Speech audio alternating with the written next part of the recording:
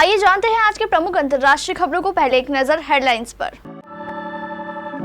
Postal ballot की गिनती होगी पहले, अभिषेक मनु सिंघवी बोले ईसीआई हुआ तैयार। बीजेपी की 300 सीटें पार तो वो जनता का नहीं ईवीएम का वोट, एग्जिट पोल पर बोले कांग्रेस नेता दिग्विजय सिंह। ईसीआई ने ठुकराई जयराम रमेश की अपील। केरल के बाद कर्नाटक आंध्र प्रदेश में भी मानसून की दस्तक।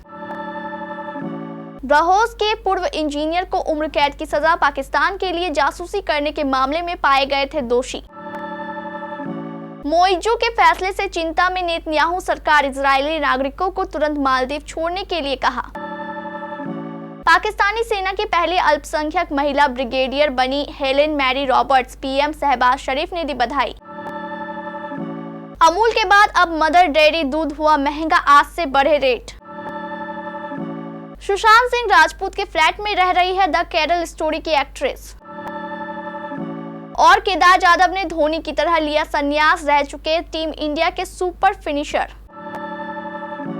इंडिया गठबंधन के नेताओं ने रविवार 2 जून को पोस्टल बैलेट की गिनती को लेकर चुनाव आयोग के अधिकारियों से मुलाकात की थी। इन लोगों की मांग थी कि पोस्टल बैलेट की गिनती पहले की जाए।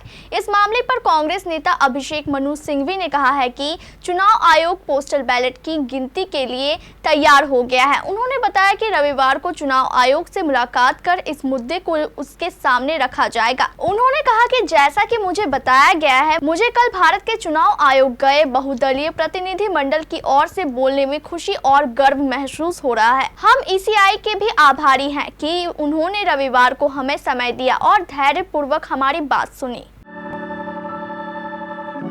लोकसभा चुनाव में 7 चरणों का मतदान खत्म होने के बाद शनिवार को एग्जिट पोल आ चुका है। एग्जिट पोल नतीजों में बीजेपी के नेतृत्व वाले एनडीए गठबंधन को बहुमत मिलने की संभावनाएं हैं, जबकि कांग्रेस इंडिया ब्लॉक को बहुमत मिलने का दावा कर रही है। इसी बीच दिग्गज नेता दिग्विजय सिंह का कहना है कि अगर जनता का वोट पड़ा है तो इनको बहुमत नहीं मिलेगा, यानी बीजेपी को बहुमत नहीं मिलेगा। दिग्विजय सिंह से भोपाल में जब तमाम एग्जिट पोल में एनडीए को मिल रहे बहुमत के अनुमान के बारे में पूछा गया तो उन्होंने कहा कि जनता का वोट अगर पड़ा है तो इनको बहुमत नहीं मिल रहा है। कांग्रेस पार्टी ने 295 का जो आंकड़ा दिया है वो सही है। यदि भारतीय जनता पार्टी 300 पार है तो वो जनता का वोट नहीं, वो ईवीएम का वोट है। चुनाव आयोग ने सोमवार यानी आज 3 जून को कांग्रेस नेता जयराम रमेश के उस अनुरोध को ठुकरा दिया जिसमें उन्होंने केंद्रीय गृह मंत्री अमित शाह के खिलाफ अपने आरोपों का सबूत देने के लिए 1 सप्ताह का समय मांगा था। जयराम रमेश ने आरोप लगाया था कि अमित शाह ने लोकसभा चुनाव के लिए मतदान समाप्त होने के बाद देश भर में 150 जिलाधिकारियों को फोन किया था।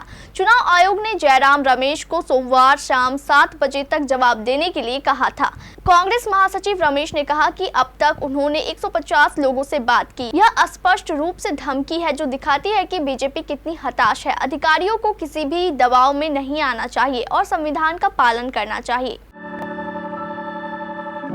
देश में दक्षिण पश्चिम मानसून का आगमन हो चुका है और यह तेजी से अन्य राज्यों की तरफ बढ़ रहा है। आईएमडी के मुताबिक अब तक मानसून अरब सागर के मध्य में, कर्नाटक के कुछ हिस्सों में, रायलसीमा, आंध्र प्रदेश के तटीय इलाकों में, तेलंगाना के कुछ हिस्सों में और पश्चिम बंगाल के पश्चिमी मध्य व उत्तरी पश्चिमी हिस्सों में पहुंच चुका है।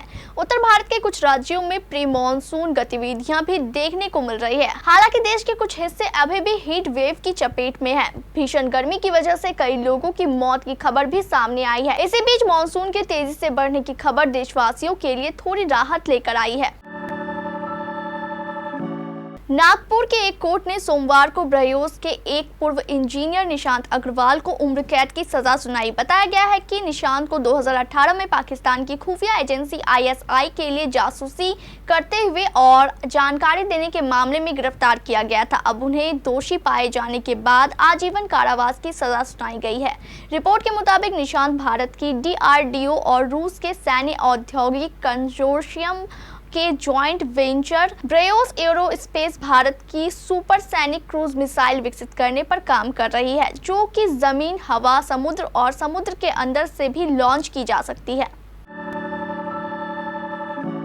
इजराइल की सरकार ने अपने नागरिकों से तुरंत मालदीव छोड़ने के लिए कहा है। मालदीव की मोहम्मद मोइजू की सरकार के इजरायली पासपोर्ट पर प्रतिबंध लगाने के ऐलान के बाद इजरायली सरकार ने अपने नागरिकों को माले की यात्रा करने से बचने और पहले से मौजूद पर्यटकों से मालदीव छोड़ने का आग्रह किया है।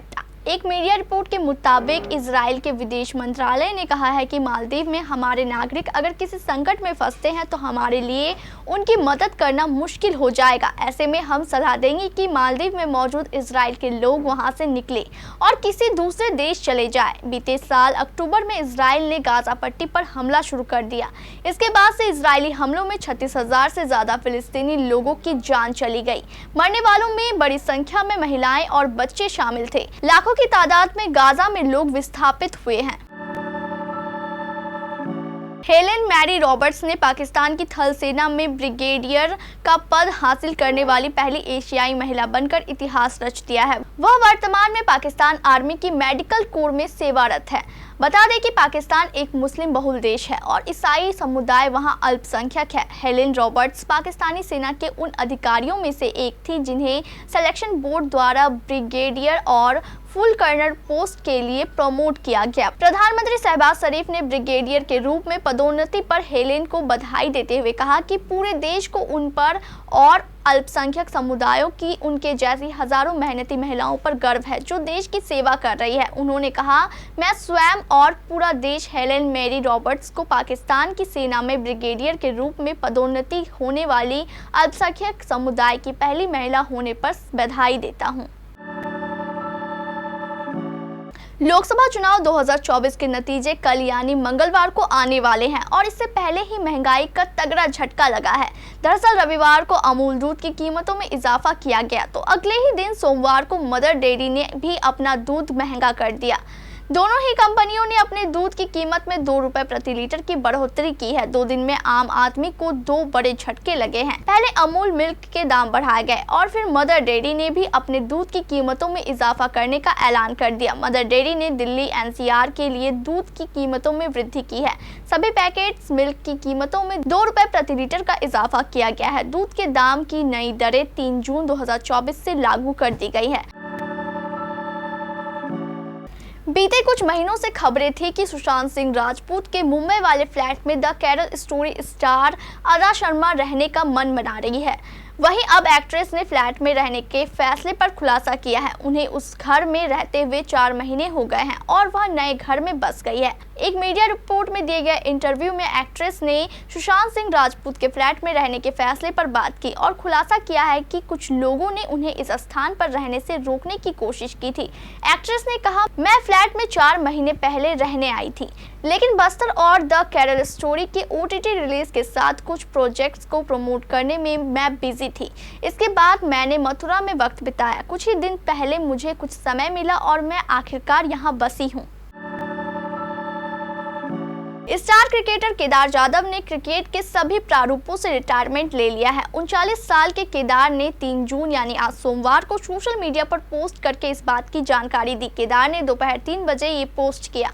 केदार ने भारत के लिए अपना आखिरी मैच फरवरी 2020 में न्यूजीलैंड के खिलाफ खेला था। केदार जाधव ने एक्स पर लिखा, मेरे पूरे करियर के दौरान प्यार और समर्थन के लिए आप सभी का धन्यवाद। 3 बजे मुझे क्रिकेट के सभी प्रारूपों से रिटायर माना जाए। केदार जाधव ने साल 2014 में श्रीलंका के खिलाफ मुकाबले के जरिए अंतर्राष्ट्रीय क्रिकेट में डेब्यू किया था। केदार जाधव ने भारत के लिए 73 वनडे मैच खेले जिसमें उन्होंने 42.09 की औसत से 1389 रन बनाए। इस दौरान उनका स्ट्राइक रेट 101.60 रहा। केदार जाधव ने वनडे इंटरनेशनल में 2 शतक और 6 अर्धशतक लगाए थे।